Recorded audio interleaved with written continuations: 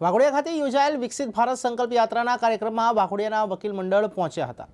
વાઘોડિયાના પુરવઠા ખાતાના નાયબ મામલતદાર અમિતાબેન જાની દ્વારા વકીલો સાથે અભદ્ર વ્યવહારને લઈને વાઘોડિયા તાલુકાના વકીલ મંડળ વાઘોડિયામાં યોજાયેલ વિકસિત ભારત સંકલ્પ યાત્રાના કાર્યક્રમમાં ઉપસ્થિત અને જિલ્લા કલેક્ટર તેમજ સાંસદને રૂબરૂ મળીને રજૂઆત કરી। પુરવઠાના નાયબ મામલતદાર અમિતાબેન જાની વકીલો સાથે અભદ્ર વ્યવહાર કરતા હોવાનો આરોપો સાથે અધિકારી સામે કડક કાર્યવાહી કરવા રજૂઆત કરાઈ હતી। વકીલ મંડળના સભ્યોએ વિશેષમાં જણાવ્યું કે જો નાયબ મામલતદાર સામે યોગ્ય કાર્યવાહી કરવામાં નહીં આવે તો વકીલ મંડળે હડતાલ કરવા પણ જણાવ્યું હતું। આ બાબતે અગાઉ વાઘોડિયા તાલુકામાં મામલતદારને વકીલ મંડળ દ્વારા વાઘોડિયામાં મામલતદારને લેખિતમાં આવેદનપત્ર આપી રજૂઆત કરાઈ હતી।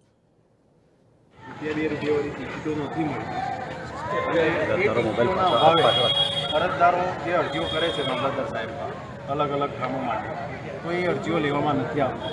2 વર્ષથી સાહેબ રૂપિયાવાળી ટિકિટો જો ગામના લોકોને વાઘોડિયા તાલુકા પ્રજાને ના મળતી હોય સાહેબ એનો મતલબ હવે સાહેબ અમે મામલતદાર સાહેબને રજૂઆત કરી કઈ જગ્યાએ ટિકિટ હોવી જોઈએ એ કેમ્પ બેનરો પાસે હોય તો મામલતદાર સાહેબને અમે રજૂઆત કરી કે સાહેબ આપણા વાઘોડિયા તાલુકામાં પ્રજાને આવી તકલીફો પડે છે।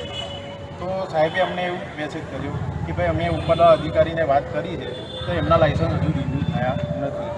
તો સાહેબ બીજી વાત એવી છે સાહેબ કે અમારા કેટલાક વકીલ મિત્રો ત્યાં અભન પ્રજાને માર્ગદર્શન માટે રેશન કાર્ડ ને બધી કામગીરી સેવા માટે જાય છે।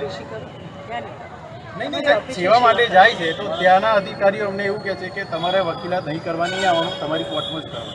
હવે સાહેબ અમે એક સેવાના ભાવે અમે જતા હોય કોઈ વ્યક્તિ સોગંદનામું કરાવવાનું હોય, એમાં નોટરાઇઝ કરવાનું હોય કે કોઈ એટિટ્યુડ કરવાનું હોય પણ અહીં ના થાય ને ત્યાં જવું પડે ને આપવા માટે એવું છે ને ત્યાં એમને સબમિટ માટે ના નથી 3-4 ધક્કા થાય એમાં 3-4 એવા બિહેવિયર ખરાબ કર્યા અમને એટલે પછી તકલીફ થઈ ત્યાંથી એટલા માટે આવી જાય શું થાય કે ભાઈ તમે વકીલ લોકો આ બધું કરાવે છે એના કરતાં તમારે કરવું હોય તો કરવાનું પણ તમે એની સેવા કરો તમારી ઓફિસમાં કરો એટલે શું થાય ભાઈ મારો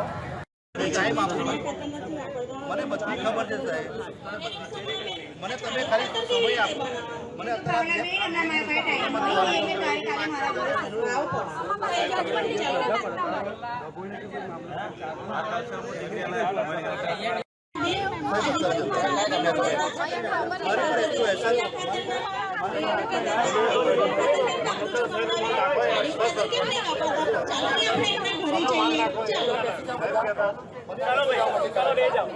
નાયબ મામલતદાર જે મેડમે જે જુનિયર વકીલો સાથે ખરાબ બિહેવિયર કર્યું છે એ બાબતે અમે વાઘોડિયા મામલતદારશ્રીને આવેદનપત્ર આપેલું છે।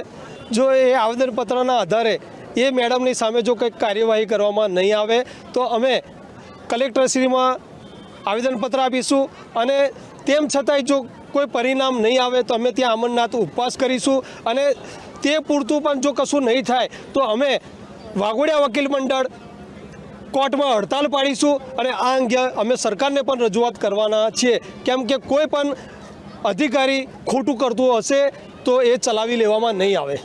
હોય છે ખરેખર આ પ્રોગ્રામ ગરીબો માટે થતો હોય તો ગરીબોને લાભ મળવો જોઈએ। આ ભાઈઓ કે છે કે 6-7 મહિનાથી મારા બધા ડોક્યુમેન્ટ વેરિફિકેશન થાય છે છતાં એમને અનાજ નથી મળતું તો પછી આ સેવા સેતુ કરવાનો મતલબ જ શું છે સાહેબ?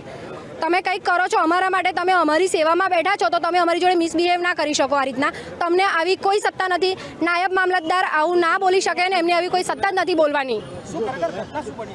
ખરેખર જ્યારે એક બેન કોણ હતું આ બે બહેનો ગયા હતા, એક જે લાભાર્થી હતા એ હિન્દી હતા, એમને ખરેખર ખબર નથી પડતી તો આ બે બહેનો તેમની સહાય માટે ગયા તો એમને એવું કીધું કે તમારે તમારી વકીલાત તમારી કોર્ટમાં કરવાની, અહીંયા નહીં કરવાની, ચલો ખસી જાઓ અહીંથી। અરજી હાથમાં લેતા પહેલાં એ લોકો હવામાં ફગાઈ દે છે, ઉછેડી દે છે। હું અહીંની રાજા છું, આ મારી ઓફિસ છે, અહીંયા પરમિશન વગર આવવાનું નહીં। ખરેખર એ ઓફિસ સેવા માટે બનેલી છે, સામાન્ય માણસ માટે બનેલી છે। અમે પણ વકીલ છે તો હાઈ પ્રોફાઇલ નથી, અમે પણ એક સામાન્ય માણસ છે ને સામાન્ય માણસની મદદ માટે જ અમે જઈએ છીએ। અમને બી કોઈ શોખ નથી તો એમની આગળ સલામી ભરવાનો સાહેબ। જોડે અમને 2-3 વખત અમે તમને મળાઈશું પણ ખરેખર કોઈએ મળવા નથી દીધા, અમને ઊભા રાખ્યા અને એક પણ વ્યક્તિ અમને મળવા નથી રહ્યું, ના કલેક્ટર સાહેબ કોઈ જ નહીં। અને એવું કહે છે કે જે બી હોય તમે ગુરુવારે અમે તમને બોલાવીશું। ખરેખર આ બધી સેવાઓ ગરીબો માટે થાય છે, અમારા માટે નથી થતી।